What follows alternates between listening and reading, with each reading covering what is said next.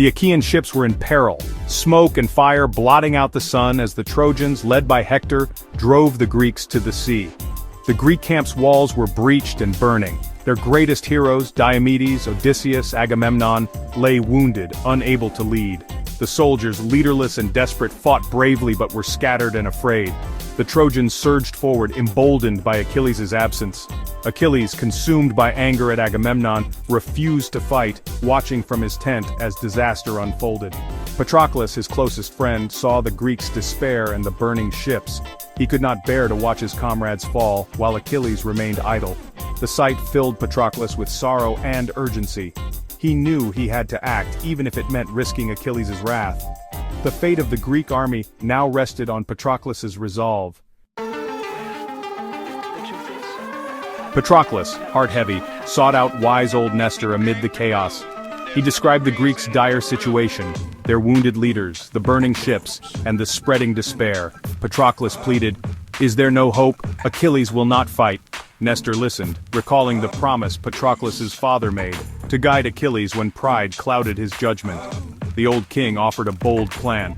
If Achilles won't fight, ask to wear his armor and lead the Myrmidons. The Trojans will think Achilles has returned. Their courage will fail, and our men will rally. Drive them from the ships. Give our army hope. Nestor's words lit a fire in Patroclus. Go now, Nestor urged. You may be our last hope. Patroclus left, determined to save the Greeks. The fate of the expedition would hinge on this desperate gamble. Patroclus rushed to Achilles, who sat apart from the other Greeks, his face shadowed by anger and sorrow. The camp was filled with the cries of wounded men and the distant clash of battle, but Achilles remained unmoved, his heart hardened by the insult he had suffered. Around him the Greek warriors looked on in desperation, knowing their greatest champion refused to fight. Patroclus pleaded for Achilles to return to the battlefield, his voice trembling with urgency. He spoke of the suffering of their friends, the burning ships, and the relentless advance of the Trojans. But Achilles, his pride wounded, refused to yield. He would not be swayed, even as the fate of the Greeks hung in the balance. Desperate, Patroclus fell to his knees and begged, "If you will not fight, let me wear your armor and lead your men. Let the Trojans believe Achilles has returned and perhaps we can turn the tide." His words were heavy with hope and fear, for he knew the risk he was asking to take. Achilles, moved by his friend's devotion and courage, finally agreed. He placed a steady hand on Patroclus' shoulder and warned him gravely, "Drive the Trojans from the ships, then return to me. Do not let your courage carry you to the walls of Troy. Remember, the gods watch us and pride can lead to ruin. If you go too far, you risk doom. Remember my words, Patroclus. The battlefield is a place of glory, but also of great danger." With trembling hands, Patroclus donned Achilles' gleaming armor, the bronze greaves that shone in the sunlight, the shining breastplate that had turned many blades, the great shield emblazoned with scenes of gods and men, and the famous helmet with its flowing horsehair crest. Each piece was a symbol of Achilles' unmatched might. Clad in the armor, Patroclus looked every bit the image of Achilles himself. Only the mighty spear which no one but Achilles could wield was left behind. Still, the transformation was striking. He had become the very likeness of the greatest Greek hero. The Myrmidons, Achilles' loyal warriors, watched in awe as Patroclus emerged from the tent, transformed by the legendary armor. Whispers spread through the ranks. Was this truly Achilles' return to lead them, or a bold deception to inspire hope? Achilles' warning echoed in Patroclus' mind, a constant reminder of the danger ahead. Yet the urgency of battle pressed him forward and the cries of his comrades fueled his resolve. He knew the risk, but he could not stand by while his friends perished. The fate of the Greeks now rested on this bold deception. The enemy would believe Achilles had returned, and perhaps that hope alone could turn the tide of war.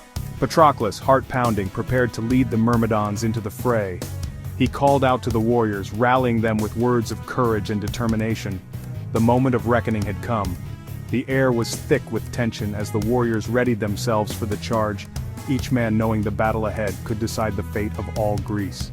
With a cry, Patroclus led the Greeks' last hope into battle, the shining armor of Achilles blazing in the sun as the Myrmidons surged forward to meet their destiny. Patroclus, clad in Achilles' armor, rallied the Myrmidons. Believing their leader had returned, the Myrmidons surged with renewed courage. Automedon brought forth the immortal horses and Patroclus mounted the chariot. With a thunderous command, he led the Myrmidons out, 50 ships worth of warriors, a torrent of bronze and fury. The Trojans, seeing the familiar armor, panicked, convinced Achilles himself had returned. Their advance broke. Fear swept through their ranks. The Greeks, inspired, rallied and joined the attack. The tide of battle turned in an instant. The hunters became the hunted as the Myrmidons crashed into the disordered Trojans. Hope returned to the Greek camp as Patroclus led the charge. Patroclus fought with a ferocity that stunned the Trojans. His spear struck down warrior after warrior, the Myrmidons following with savage joy. The Trojans, believing Achilles faced them, broke and fled. Patroclus became a beacon of hope for the Greeks and terror for the enemy. His greatest challenge came when Sarpedon, son of Zeus and king of the Lycians, confronted him. Sarpedon called out, "Who are you who bring such ruin? Face me!" Patroclus accepted the challenge, stepping down to meet Sarpedon in single combat. The armies paused, watching as two champions prepared to decide the fate of the battle. The duel between Patroclus and Sarpedon would echo through legend.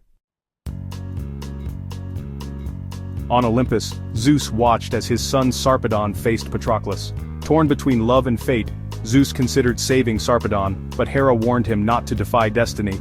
With sorrow, Zeus let fate unfold, sending a rain of blood to honor his son.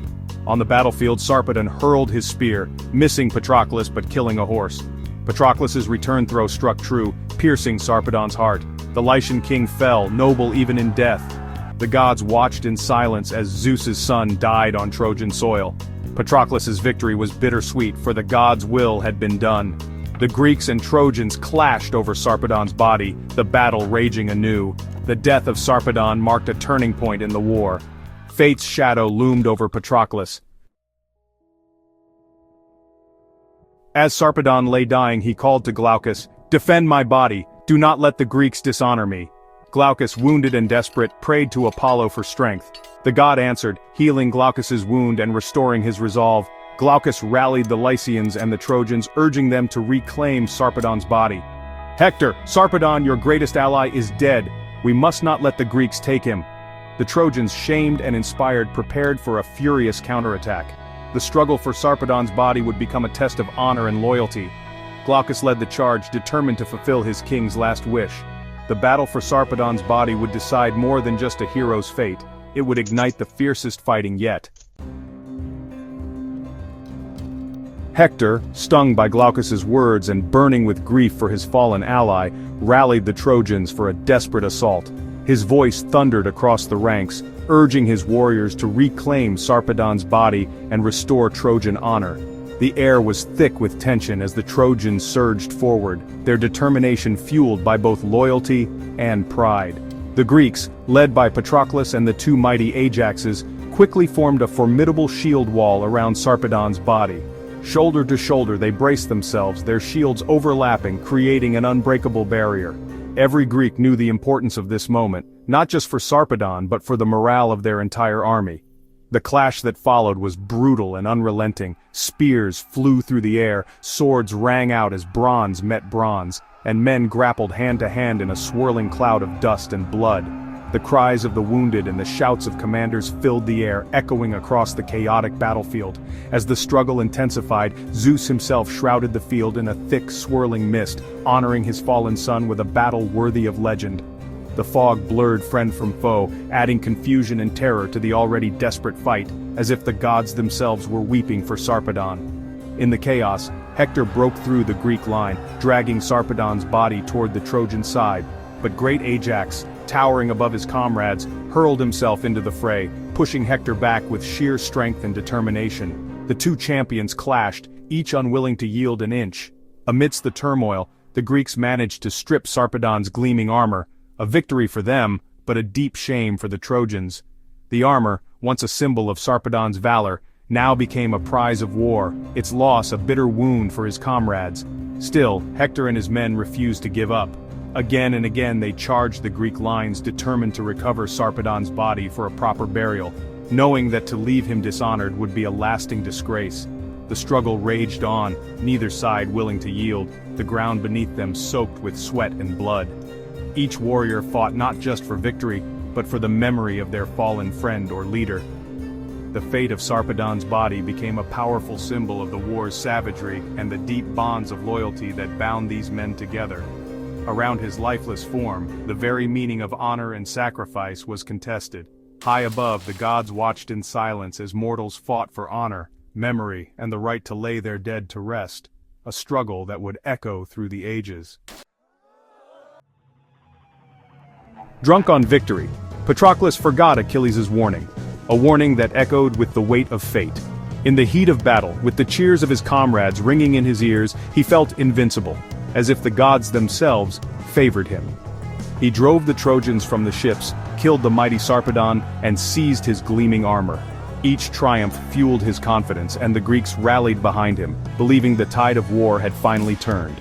But for Patroclus, it was not enough. His heart burned for more glory, more victory.